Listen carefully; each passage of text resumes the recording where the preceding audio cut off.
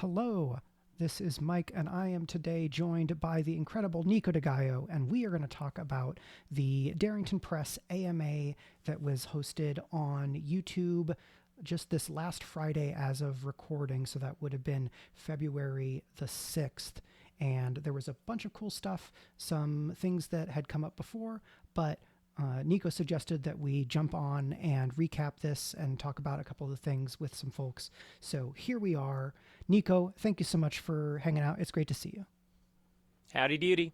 Hi, I'm Nico de Gallo, a professional actor, voice actor, burlesque host. I also do live streams and actual plays, and a ton of shorts for people who don't have the attention span to watch AMAs or possibly even this video. I don't know how short people's attention spans can be. For me, it depends on the time of day and if my meds have kicked in or worn out. But yeah, there's just a lot of people who, especially in I think the Heart of Daggers Discord server, who were like, "Oh, I totally missed it. Does anyone have a recap?" And when I said hey, well, they have the full thing up on their channel if you want to watch it, and people said no. It was too long. Which again, attention spans. That's why I make shorts. The first thing Yeah. to talk about is definitely they had the announcement kind of making official some stuff that had been discussed. The Dying Spire, which is a new Tier 2 adventure, is going to Mm-hmm. be released with Free RPG Day in 2026. So Darrington's participating there. This is an adventure that is a sequel to the Sablewood Messengers. Previously, an earlier Gen Con adventure, Marauders of Windfall, which I was the lead designer on, was a sequel to Sablewood. This is a separate version of a sequel to Sablewood. It is going to have standees, handouts, like character prompts for connecting your characters to each other or the story. I haven't played Dying Spire, actually. It's going to have some guidance on running the game, and it's going to have more amazing art from Sean Ellis, who's the lead concept artist on the core book and on the previous adventures. And this adventure will have been adjusted since it was run at Gen Con 2025. So that's the quick and dirty on the Dying Spire. And I think that's pretty much all there is to say about that, other than what with Marauders originally supposed to be a sequel to Sablewood Messengers, and then this being announced as a sequel to Sablewood Messengers. I wonder if it's one of those things where it's like Sablewood could go in this direction or that direction, or if there's going to be some kind of sequential something or other between the three adventures. But that's neither here nor there, and that's just my speculation. Nobody, they didn't say that in the thing, so don't quote me on that. Yeah, right. Um, There's other material that was released in the beta that has not been re-released for final, and how and when that's going to be done is just something that Darrington has not announced. But it gives them a lot of options depending on what they want to do. Mm-hmm. And then we'll get into some of the things that they decided to talk about in more detail, as well as questions that were these are their answers to those questions. Which, by the way, everyone, there was a lot of questions that were asked in this AMA that are identical to questions that were both asked and answered in the last AMA. So I highly encourage, before people start throwing their questions into the Ask Me Anythings, to see if they've already been asked those anythings and answered them, because you might already have an answer there for you. Also, check out some of their official announcements, because a lot of them were things like, is the Blood Hunter going to be in Hope and Fear? Which I'm not going to answer that question, because I'm pretty sure they have official announcements where they've outright said whether or not that's the case. So know that they do have very limited time on these things. So we'll get into the stuff that they got into. So starting with resource management, both during and out of combat. What would you like to say about that, Mike? Yeah, so Spencer said, and I think I'm quoting correctly here, but apologies if I'm not, learning to use fear in and out of combat is one of the things that comes with experience at Daggerheart, right? And I have to give a huge +1 to this based on my own personal experience, right? Even as one of the game's designers, I'm vastly more comfortable with how and when to use fear now in and out of combat than I was even since launch. And I'd run 20 plus sessions of Daggerheart in private playtest and in the open beta, right? So we are all getting more familiar and more comfortable using fear and how to use it, because it's a different kind of way of playing and running a game than a lot of us have experienced. Yeah, and to that end too, it's I think there's a lot of mechanics in Daggerheart that people have a lot of questions about because they want to know immediately how to do this right or correctly, and are also very afraid because of their experience with other systems that if they do something wrong or incorrectly, it'll really break the game. But Daggerheart was very well designed in such a way that it gives you time to sort of become acquainted with some of these systems and get more comfortable with them.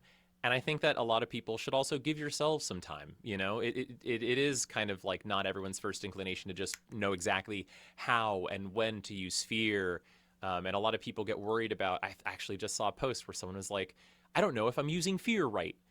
But I think that folks really should try worrying a lot less about using fear correctly or effectively and just kind of play with it because you are playing a game. Get used to it. See what feels right. And I'm pretty sure that both Nico and I have shorts or other videos talking about ways and how and when to use fear. So there are a lot of resources out there, whether it is guidance in these AMAs from Darrington directly or people within the community talking about their own experiences. Yeah.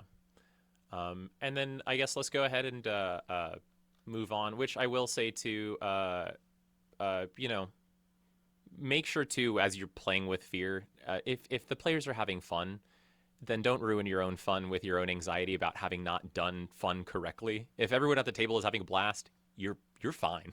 You're fine. Yeah, right. If I can preview something that Spencer references later on, he talked about a later question, which we'll get to, about if you attend closely to the player and GM principles, you're in a good place, right? You're going to have a lot of success.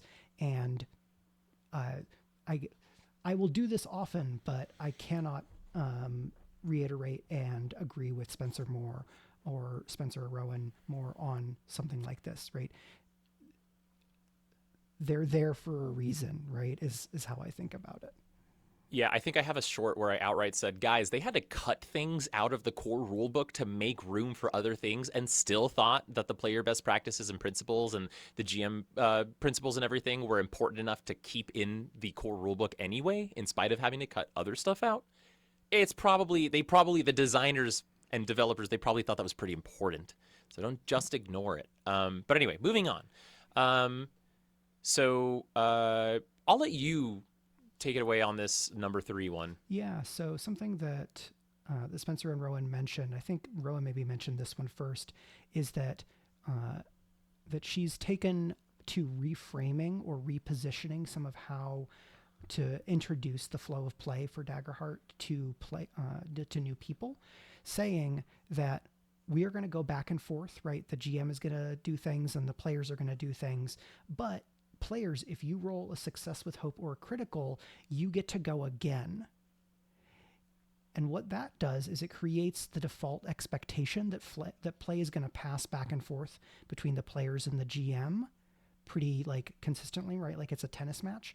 And then we're going to introduce the exception, right? It will be like A, except in situations where B, and that what that may do and what they've found that it does is it helps just set expectations in a way that they think is really useful in terms of people kind of wrapping their heads around the game.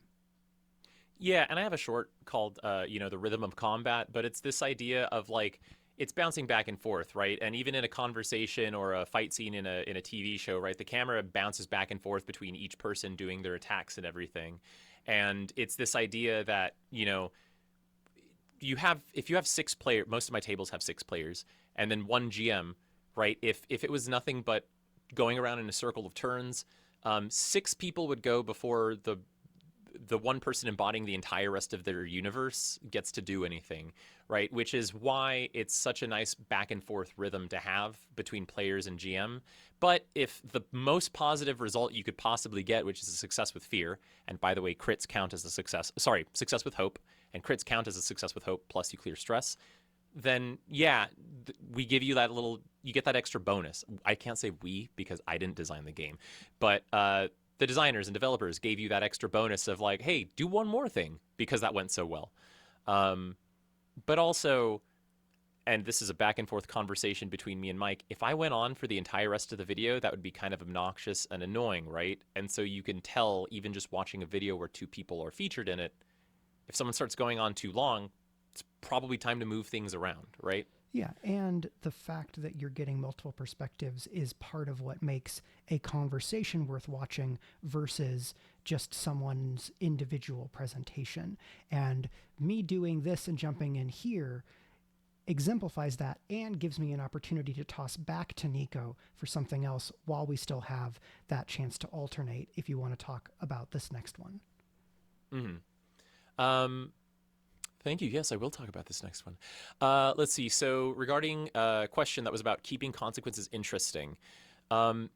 Okay, so I think that that's something that people have often done in other games that only have a success or failure system in it. Is if I'm aiming at something like a small target and I barely hit the DC to actually hit that thing, maybe it's an apple on top of someone's head. Naturally, I am going to describe like that arrow grazing the hairs of that person whose head the apple was on top of, right? That is just so natural for me. And some people, I guess, just go kind of like, and these must be the people I assume that have issues with this, or the people who are just like, yep, you hit the apple. Guys, if you need the nuance of the nuance of hope or fear to add that layer of interest, narrative interest to your games, like, y'all already have some stuff to work on. But I think, it's just natural to sometimes things go really well and sometimes things work and sometimes things work way better than you could have possibly expected, right? And that's like a success with hope versus like a success with fear would be something where it's just like, that barely worked, and that doesn't always have to be something deeply mechanical too. Yeah. Go ahead. What I remember about what Rowan said was that if you, on a success with fear, you do the thing you're trying to do, and then something from the outside introduces new uncertainty or tension. And so the way I think about that is that a success with fear is not one step forward, one step back. It's one step forward and then something pushes you to the side, right? Where you end up not exactly where you thought you were going to be, but somewhere else. And there is a better sense of like dimensionality or like nuance and rhythm, because you're not just going back and forth along one axis of the dramatic question of, are you going to be able to climb up the wall? It's you climb up the wall, and then an example they give you is you climb up the wall perfectly well, but then there are guards on top of it looking right where you are, right? You didn't fail, but things got more complicated even though you succeeded. You know what? I'm going to throw in my people who aren't theater kids and stuff and feel like, oh, I hate that Daggerheart is so, role play focused and stuff. I'm sorry to say this, but I'm going to use some improv stuff here. A success with hope is yes and. A success with fear is yes but. A failure with hope is no but. And then a failure with fear is no and. So no and it got even worse, versus a success with hope is yes and it got even better. And a success with fear is no or yes, but there were guards on top, or yes, but it's you're almost not on time. It can be something as simple as like a close call. It can be like the guards on the top, or sometimes I think a simple one is I think it gives it in the book, but jumping from rooftop to rooftop, and then they barely they get a success with fear. And so the GM says, mark a stress, as you really have to push yourself to get right to the edge of that next building, and you do avoid falling. But because of pushing your body to its limits, you take a stress, right? Like there's just a million ways you can do it. And it's not, oh no, I'm overwhelmed by all the ways I can do it. It's no. It's just that there's not a wrong way to do it. Play with it and do it in the way that feels fun or natural for you as you're GMing the session. Yeah. And advice that I give to GMs who are trying to kind of develop their skills with Daggerheart or other narrative games like it is, if you feel intimidated by the list of GM moves, pick maybe one or two each session, and leave yourself a post-it note or just think about them, and then see if you can use those moves when you are stumped. And eventually, if you do two at a time, session by session by session by session, you'll develop comfort with the entire suite of the provided GM moves, which are not the only GM moves you're allowed to make. They are just great examples. Yeah, because here's the thing. In a game where, like, you're just telling a story, you're not locked into doing any specific thing. You know, it's not like when you want to do an attack and do you choose a weapon attack or an unarmed strike, and is your unarmed strike to do damage, to do shoving, or to grapple, right? You don't have these, like, discrete options. It's just kind of like they're trying to give you suggestions. So just you can play off of that and go, oh, this is a good suggestion, I'll do that. Or you could just make something up. That scares people, but... I have a segue from what you just said into the next one, if you're cool to move forward. I was actually about to suggest it. Go ahead. So there was a question about differentiating the rogue and assassin classes, right? The assassin class coming in Hope and Fear, and the rogue class is in Core. And there's a bunch of different things to talk about. Rowan talks about how it's the first class of these expansions that kind of fits in between space, because it uses existing domains instead of Warlock and Witch, which add the Dread domain, right? So Assassin and Brawler both use domains that were in Core, but in a combination that wasn't in Core. And that maybe people have an easier time differentiating Brawler from Warrior and Guardian because there's just the overriding question of if punches, then Brawler. And then the Assassin is, maybe it's more of a question of mentality or approach, right? And so I think the quote from Rowan is my profession murder? And if so, that's an assassin character. But that this can be a challenge, but it can also be liberatory, I think. I just think it's such an easy and clear distinction to make, which is why I find it exasperating. But it's like, guys, not everybody who is sneaky is outright like a professional murderer. There's con artists, and being a rogue also, the definition of the word rogue is not a murderer either, right? So it's like, hey, is somebody's entire freaking identity craftily murdering people? That's an assassin. That is such a very clear specification on what that fantasy is. I am super good at murdering people in the dark, maybe not even in the dark, right? And then rogues are sneaky sneaks. They're scamps, right? A sneaky scamp isn't necessarily murder focused. They might be, but not necessarily. And for people who are like, I don't know, the difference is just too nuanced. It's like, nobody needs to explain the difference between a guardian and a warrior for some reason, even though they are both armor-wearing, sword-swinging fantasies, archetypical fantasies. It seems like people grasp that nuance very, very clearly, because the Guardian is more of a tanky guy who's like, I'm about taking hits. The Warrior, she's more of like I like move in quick and I stab with my sword, and so I'm damage focused rather than protecting other people. The difference between the Rogue and the Assassin, very similar. You can have two sneaky people who stick to the shadows, but one is, I'm trying to grab the gem, or I'm trying to be sneaky, sneaky stealth and scout or something. And then there's another one who is also in the shadows, also being sneaky. And they're saying, my job is to kill. I am killing. I killer, I murder. Right. Like, for me, an archetypal rogue character is Frodo Baggins in The Hobbit. Yes. That's literally what the class is based off of in D&D too. Right. And an archetypal assassin character is Ezio from Assassin's Creed. Right. It's a series about doing the thing with leads who are focused on doing the thing. Okay. Yeah. But I think that, like, as far as the nuance of difference, I do feel like it's very, very clear. There's a difference between somebody who's sneaky and does literally anything else besides murder and somebody whose entire focus is murder. And if you see a difference between two people wearing armor and holding swords and shields, between the Guardian and the Warrior, it's just a similar principle. And by the way, if you're coming from D&D, I know that the Assassin is a subclass for a Rogue.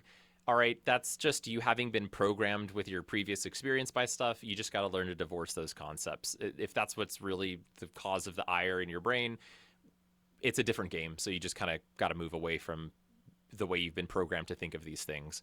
But yes, okay, so moving to getting started as a GM. I have strong do you mind if I kick this one off? Go for it. Okay. There is a lot of questions that a lot of people in my own Discord server ask because they're worried about doing things wrong. There's also a lot of people who, I think I said this before, but even with the fear thing, where somebody said, like, I don't think I was doing anything wrong. My players all seemed to have a good time, but I think I don't feel good about the session because I feel like I was using fear incorrectly or not enough. And it was this very interesting thing of your worry about playing the game right in and of itself is the thing that prevents you from enjoying yourself. So it is okay. I have people who pay for me to be their game master. I myself go, hey, I misread that rule. It's actually this. Like, it's no one is going to beat you up because you got a rule wrong. And if you have friends that will do that to you, not good friends. But yeah, retcon stuff. Players do it all the time. I have somebody who said, my brother's name is Lucian, or Gregor. And then later they were like, hey, I don't actually like that name. Can it be Lucian? And guess what I said? Yeah, cool name. Let's do it. Like, it's that easy. You don't have to put that pressure on yourself. Mike. Rowan explicitly says it's okay to make a mistake when you're GMing, right? The staff designers, the lead designer of the game, people who make a living creating third-party content for the game or who GM the game professionally, so many people are telling you you can give yourself a break. You can let yourself off the hook. You can hold on gently. And one of the things maybe you want to hold on gently to is your worry. If you can't let go of it entirely, treat yourself gently. Try to stick to the GM principles and best practices as much you can, and then give yourself some grace. Yeah.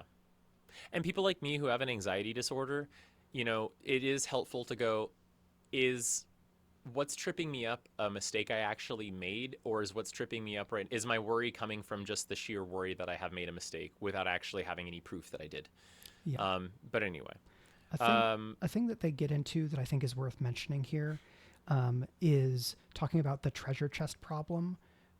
The idea being in a game where the GM is soliciting input from the players, if the GM says, you find a treasure chest, and as you open it, what do you see inside, right? If the GM is tossing that to the players, it could, in some tables, create the potential for the players to put things in the treasure chest that will send the game off course, right? Like, oh, we found the MacGuffin for the whole campaign, and it's session 5.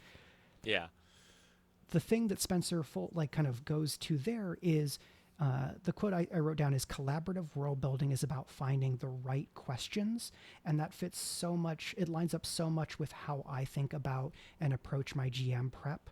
One of the big things I try to develop in basically every session where I do prep is I think about moments and specific prompts where and how to ask players to add things, or developing prompts that are putting the character on the spot so that the player can take the spotlight as a co-storyteller. And people talk a lot about Daggerheart as this collaborative game, and I absolutely agree with that, but being a collaborative game does not mean that the GM is forbidden from being one of the people in that collaboration. Huge misconception. And actually, I think that leads into item 7 very well.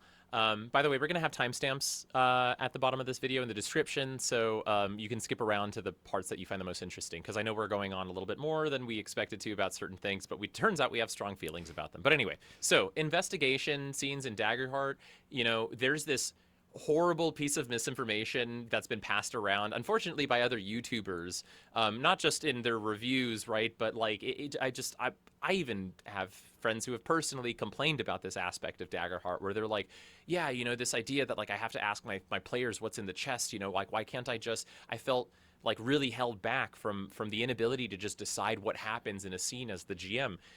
There is nothing in the entire core rule book, because I got tired of hearing that over and over, and I was like, okay, the feelings of that, right? Feeling that way with that, rule in mind. Oh, I can totally imagine how difficult that would be.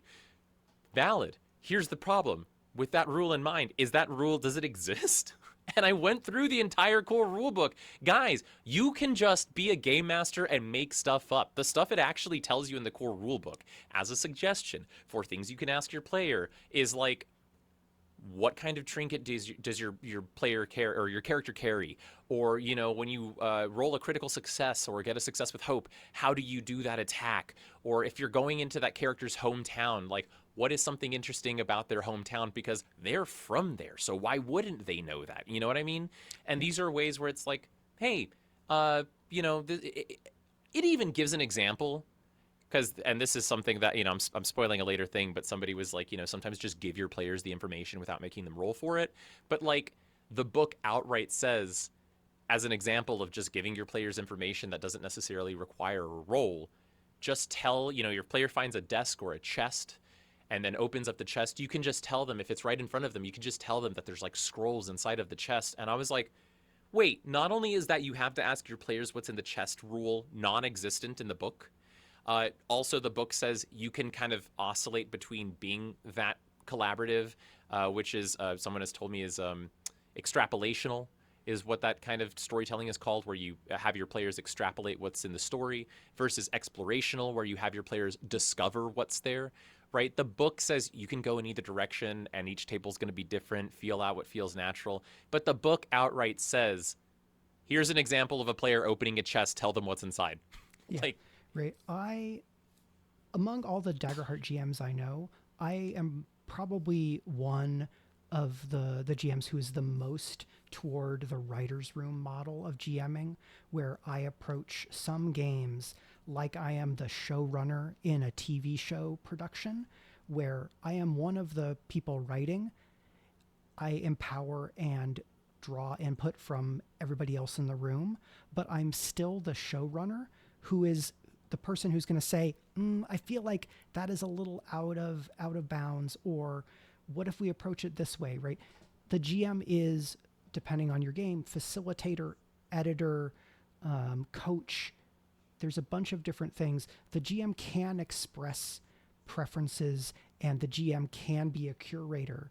I think the book explicitly encourages GMs to advocate for the integrity of the fiction, and that one of the ways that you can do that is making more decorative moves, or workshopping stuff that is suggested by the players that you feel would make the story less fun for everybody because maybe it makes something too easy.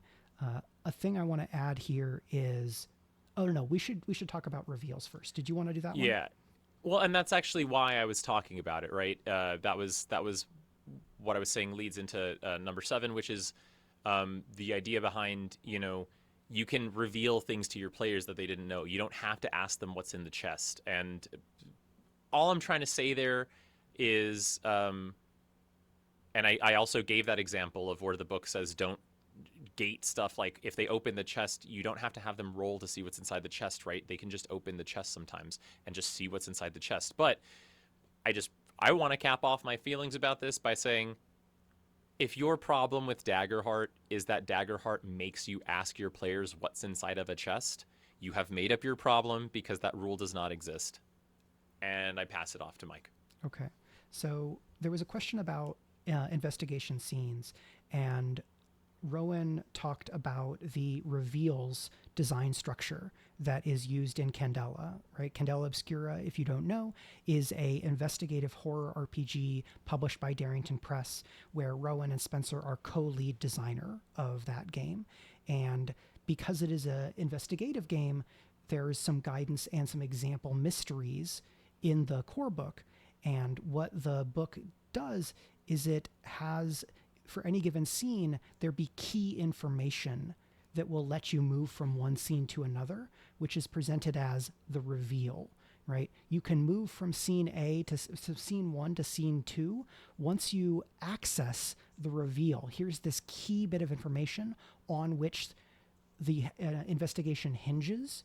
And so depending on how the scene goes, you're getting toward a reveal, right? The GM is trying to find the right place to reveal the information that will let the group proceed.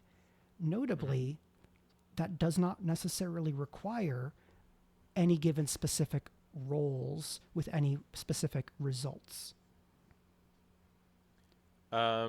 Let's see. Okay, sorry. I was just checking to see if somebody had messaged me in response to. I just know somebody's working on something related to investigations. I'm not going to get into it because I don't want to give anything away. But all right, let's go ahead and move on to number 8, which is the system assumption for. Oh, right. This was Heart of Daggers. Great question. Yeah, Matt. Great question. Hi, Matt. Because I know Matt's probably watching this. So yeah, Matt asked, what is advice you would give to seasoned homebrewers who, as far as like making new systems up and stuff, or creating homebrew systems for the game, and they essentially stated, first of all, work with what the system gives you, and within the confines of that, not to say that you shouldn't create something novel out of that, but see what tools the system already has, and if there's a way you can exploit that for your homebrew first. Then, once it's like, okay, there is nothing that's built into the system that already that I can reapply or reskin or use for this other thing that I have, that's when you start making something completely novel and new. And at that point, yeah, now you got to do something new because nothing existed for it, you know. And then they gave their example as far as first-party content goes of the transformation cards, right? Yeah. Ancestries don't really cover transforming into a different kind of creature or having this sort of alter ego kind of thing that they were going for. Ancestries don't cover that. Communities don't cover that. So it was like, we've got to make a new kind of card, and that's where that came from. Mike? So this is also, and I talked about this earlier, this is where Spencer said that if you want to, thinking about where to start, if you start from the player and GM principles and best practices, rather than the like other manifestations of the rules, that may work better for you than the other way around. The way I think about it is that there is a philosophy and an approach to game design that informed how Daggerheart was built, and that the major foundational way that philosophy was expressed is in the principles and best practices, and that the rest of the game is built around that. That's how I think about it. And so I think that then lines up with this guidance. Mm-hmm. And then we will briskly move into number 9. 9 was about creating social encounters. Now, I'm going to let you give your take on this first, and then I'm going to come in very hot with my take. So the thing that Spencer talked about is kind of asking the question of what is going to be useful for you. If you find that you want some mechanization, you want structure, then he suggested thinking about looking at and maybe incorporating environments, which often have potential social adversaries. They have GM moves that you can use. They might have other features that will help you like fill out a social scene. And so that's if you want structure. And then if you are not focused on that approach, then he talked about thinking about the dramatic question that the players have in the moment, and then introducing materials that will let them engage with that dramatic question. Yeah. I also want to say, if you're autistic, every experience you have with other human beings is a social encounter. Because like in my head, when I have to interact with people, especially people I don't know very well, there's like a whole flow chart of things I have to go through, right? And those are essentially, that in and of itself is a social encounter. But right, life is a visual novel. Yeah. So I only say that specifically because it's ironic, because you would think that somebody who's autistic would struggle the most with the concept of social encounters and like mechanicizing it. But like that is what being an autistic person in real life is like. Anyway, okay, here's my hot take. Are you ready? watch Mean Girls with Lindsay Lohan. Just watch Mean Girls. It's the whole movie is just a string of social encounter after social encounter after social encounter. Regina I'm not even going to elaborate that much further on it, except that I kept on shouting that. Okay, I can't shout in a comment section, but I kept on writing that in the comments for the live stream. And by no coincidence does Spencer go, as an example of a social encounter, you could have like a masquerade. And I was like, oh, you mean like the costume party scene from Mean Girls? It's if you don't know what that looks like because that's the other thing too. Like a lot of these things in Daggerheart where it's like, oh, I just don't get what like they mean. It's kind of like if you watch a TV show and you see the camera cutting back and forth between different people in the action scene and stuff. Suddenly, how to pass the spotlight around like makes more sense to you. It's like if you don't know what it is like to be in a competitively social interaction with another human being. Regina George and Lindsay Lohan's character in Mean Girls, like it's just that. And the plastics are just other people who that other characters in that scene too, right? And Regina George like calling on her plastics to back her up and stuff like that can be an environmental action if that's social environment or something. The cafeteria scene where she's like trying to manipulate Regina George into eating these health bars that there's so much. It's so 2000s. But anyway. Maybe Mean Girls. Like the most foundational bit of advice that I can give that will get you toward being able to utilize everything of what Nico just said, because they're absolutely right, is that a lot of social encounters are about people saying things indirectly. If your characters if your NPCs only ever say exactly what they mean, they are probably not using the full suite of tools in a social encounter. Subterfuge,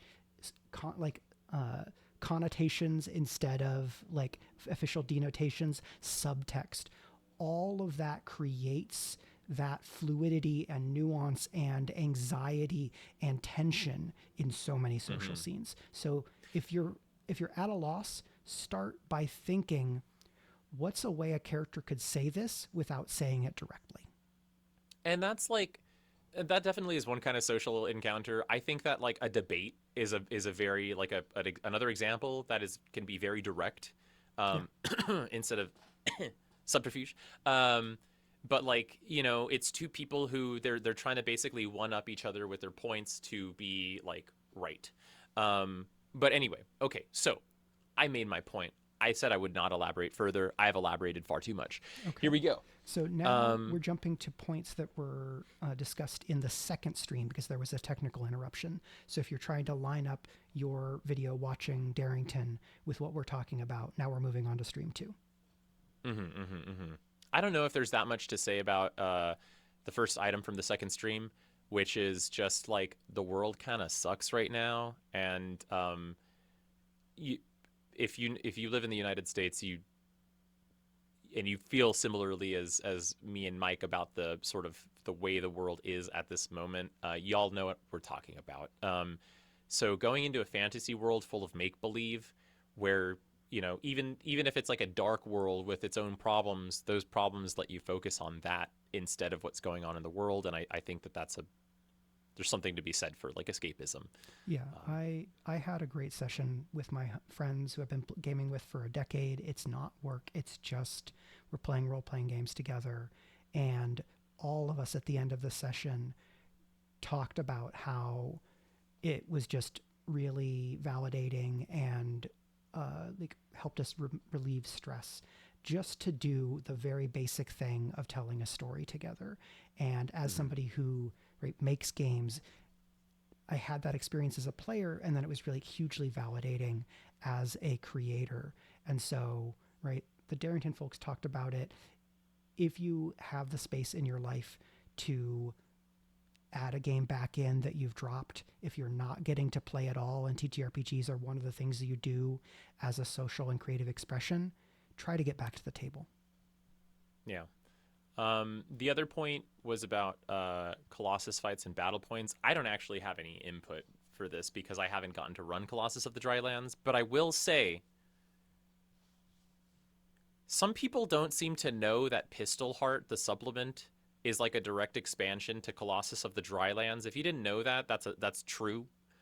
Also, some people were like, "Yeah, it's so cool that Pistol Heart offers like a sort of old west version of Daggerheart," and it led me to believe that people also don't seem to grasp that Colossus of the Drylands is Daggerheart, but the Wild West.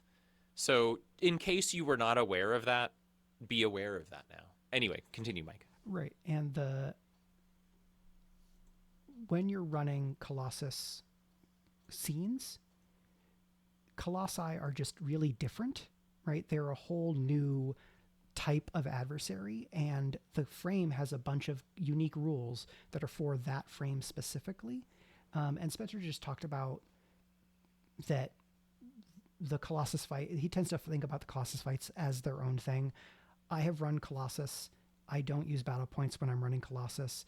If you have a Colossus in the scene, it's almost certainly all you need to threaten the player characters in terms of what an adversary is. But if you can think about how the environment that your interaction with the Colossus is taking place in, that can help you elevate the scene even more, right? What is the Colossus trying to do? Where is it? What are the things that the Colossus could do that are really about what their interaction with the environment is? And then maybe use those as environment features rather than as features that are just on the Colossus. And that will help give you a broader menu. Yeah, and this is another example of a thing that, like, I can see that people are worried about it, but it seems like not worrying about it is the key to just enjoying it, and not worrying about doing it wrong, because it seems like people are most worried about somehow not doing or running Colossus fights correctly based on the battle point system and stuff like that, when in fact it's okay. Just give it a shot. I'm not speaking for Spencer or Rowan or anybody else here, but in my personal opinion, you should never feel like you are required to use the battle point system. I don't think the game says that you have to use it at all, and I feel pretty confident about that. So if you are struggling with it, it's fine. Yeah. It's very much meant to be like a tool. But then you have people who are going to watch us, Mike, and they're going to be like, "Well, then why even have it?" And it's like, because some people, it gives them some sort of like, it's the training wheels on a bicycle, right? Like they can't intuit the difficulty of an encounter, or they're not familiar or comfortable yet with sort of turning the knobs mid-battle and stuff. Yeah. But like, it's just guys, like a fun thing they like playing with, right? It's like, oh, well, I'm building my encounter, right? And that's the thing they want to engage with. Yeah. So I guess what I'm saying is they didn't put that there. They put that there in case people like building their encounters like little puzzle blocks and stuff. They didn't put it there so you can freak out if you're doing it incorrectly. It's not mandatory or obligatory. But yes. Go ahead. Sorry. Again, take it easy on yourself. Yes, take it easy on yourself. The next thing that they hit in the second stream is talking about how I don't remember what the question was here, but the note that I have is that homebrew and like community gaming license material is a place to freely expand on the rules, but that the Darrington devs are being really careful about when and how to add classes and domains and other really kind of core expansions on the core rules to avoid adding bloat, right? Okay, I'm paraphrasing them here, but I think like that's why there's only X many new things in certain types in Hope and Fear. So this is a question. This is one of the questions that was asked in this Ask Me Anything. It was a question that I saw asked already in the last Ask Me Anything. They gave basically the same answer. This was also something that I've seen them complain about, or I've seen Redditors complain about a bunch, where it's like, I want more. Give me more. I want more. It's not enough, And it's like these sort of dopamine fiends who just like they want their kids who want sugar. They're zombies outside the gate wanting brains, and like I get it, right? It's fun and it's exciting when new stuff comes out, but a lot of these people either are completely unaware or like it doesn't like they don't seem to realize because they maybe only know D&D So they only know a game that has just like so much content that you can't even get through it all yourself. Or they haven't played other games like Pathfinder 2e, where even the people who are diehard fans of Pathfinder 2e will describe the system having bloat, which is there's just too much crap in it. And I don't even mean like it's bad crap. There's just so much stuff in it, period, that some of it just collects dust in a corner. Like no one is even going to know it exists. You know, there are people who I've seen like, oh, I've been playing Pathfinder for 3 years. I didn't even know this item existed. And it's like an officially published item. Right. So yeah, their point was basically like, guys, the more we introduce to this game, the more we risk A, bloating the system, and the more we risk B, adding elements to the system that disrupt the balance. Because even D&D had like subclasses that, let's be honest, were just objectively better than other subclasses, Right. Power and creep. made those other. Yeah, power creep, right. So they're trying to be so careful about keeping this game like running like a well-oiled machine, fine-tuned machine. And so they're being super duper careful with how they move things around and play with it and add to it, which is why they have outright said, use third-party content. Here's some incredible releases that people have made. That's why they said in the book itself, hey, homebrew stuff. By the way, here's how you can homebrew stuff. Then they said as a company, hey, we released an entire kit. We went through the trouble of making a homebrew kit so you could homebrew stuff. And then the devs in this stream said, homebrew stuff. And you have people who will still complain about, you know, oh, Daggerheart, you know, saying that Daggerheart begs to be homebrewed is just another way to say there's not enough options. Buddy, if the book and the people who made the game haven't made it clear enough like what the philosophy is behind the content in the game like that, you might be in the wrong crowd. And I'm not saying play other games. I'm just saying either you got to shift your thinking to fit the place that you're in, or maybe you should go somewhere that does think similarly to you. Yeah. Hot take. The Darrington staff have said that the fact that there's like dozens and dozens of potential classes just using existing combinations of domains from core that have not been released was on purpose. Mm-hmm. Right. And that if we look at the mathematics, adding one new domain, adding the 10th domain dread, creates a whole bunch of additional possible combinations that create a lot of potential additional classes. I think it would be really unlikely that we get to the point where there are Darrington published classes for every combination of domain that exist from Darrington, right? If it's 10 domains, if it's 12 domains by that time, I think it's really unlikely because, and this is my interpretation, part of the whole thing in Daggerheart is that you make it your own. Yes. Also, yes. A reason why there's not so much stuff and so quickly is that it takes a lot of people, a lot of time, and a lot of work to make the things that you're seeing from the core book or that you'll see in Hope and Fear, right? And I can only speak from my own experience working on the core book, but I can say, and this is stuff that like Elise Resendez, the senior producer on Daggerheart has said, right? Finishing the Daggerheart core rulebook was a huge endeavor that took a ton of people, a lot of time.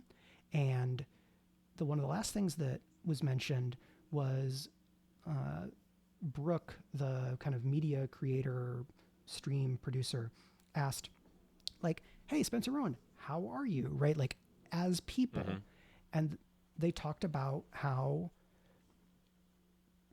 they just delivered Hope and Fear. It was a lot of work. Spencer called back to the process of finishing the core rulebook and how the Darrington staff and the team working on that game put in a lot of long hours and weekends and kind of talked about work-life balance. And the thing that I want to emphasize as someone who is a part of that core book process from the out, like as a freelancer, right? I wasn't in the office, but I played a part in that. And I can testify that it's a ton of work and it's a lot of people putting in a ton of work. And as somebody who has been through like professional burnout, I want the people who are making the games that I'm excited to play with to not feel like they always have to be making so much new stuff all the time, because that's a great recipe to burn out the creators whose work you love, and then you're not going to get more of it, or what you get is going to be worse. But that's just Do you want half-assed wonky content? That's how you get half-assed wonky content. Yeah, right. There are people making high-quality third-party material, right? Carlos Cisco's Pistol Heart is fantastic. I think that the Incredible Creatures adversary book has really cool stuff in there. Wondrous Environments does things with environments that go beyond and in different directions than the core rule book, right? Those are just a few examples from people who that I know, or like projects that I've looked at, right? I have created third-party content. I think it's really good. There are people out there doing great work. Darrington is spotlighting some of that work, so you are getting the validation from there, and people in the community are finding and uplifting work they think is of high quality. Yeah, and I also think too that, like, what with the system being so new, people are there's a lot more variation. You know, we don't really know where the bounds of the system are yet, right? Like, we don't have this sort of like, this is how something should be written for this kind of game. That, like, D&D, after 10 years of 5e being out, you know, there's a lot of times where I've had friends who are making third-party content or homebrew content go like, oh, well, D&D doesn't, like, do this thing or whatever. And so now it's the new content that they create is so strictly built around what would be typical of the system. So without so much stuff already made, there's not something that's a definingly typical way for things for that system to be made. So you still get a lot of very interesting and novel mechanics and things being thrown into environments and adversaries and things like that created by third-party creators. And with that, we have covered everything that was on those two streams. We shared a bit of our personal experiences, or our individual opinions about some of that stuff at varying lengths with varying intensities of emotion. I hope this has all been educational and entertaining for you. I feel like this is not me putting Nico on blast. Nico, I'm not putting you on blast. No, but I put myself on blast. I am fully ready for people to send, like, hate comments and stuff, because I came in very hot with a lot of these things, and I was admittedly a bit judgmental about some of the opinions that I shared, and I accept that. So if you have an issue with the things that I said, one, Mike Underwood does not officially endorse my opinions. Mike Underwood was not fully aware I was going to share some of these opinions. I don't know if they thought I was going to yell at people to watch Mean Girls quite as loudly as I did. But please, if you have an issue with the things that I said, don't hate on Mike for that. One. Two, neither of us are speaking, officially on behalf of Darrington Press either, right? So don't take anything we say as gospel. And three, if you have an issue with the things that I said, fight me. So, Nico, if someone wanted to fight you, which they shouldn't, they should be chill, where might they find you? You can find me on my own YouTube channel, at Nico de Gallo, spelled just like my name, NicoDegallo. And then I'm on Instagram and TikTok and Blue Sky at the handle at It's Nico de Gallo, ITS, and then my name, Nico de Gallo. The end of my sentence. Those are the places you could find me.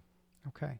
So that is that. Nico, thanks for hanging out and chatting about this AMA. Thank you. If you like the stuff that we talked about, that Darrington talked about, there are a number of other streams that Darrington has done, and Darrington and Critical Role are publishing new Get Your Sheet Together videos, which are really tightly produced, beautiful guide videos straight from the publishers. So go and check those out as well, and they will answer some of your questions. You can find me on Instagram at Mike Underwood, on Blue Sky at Mike R. Underwood, and right here on YouTube at youtube.com/@Mike Underwood. Thank you, everybody, for watching, and we'll see you another time. Bye.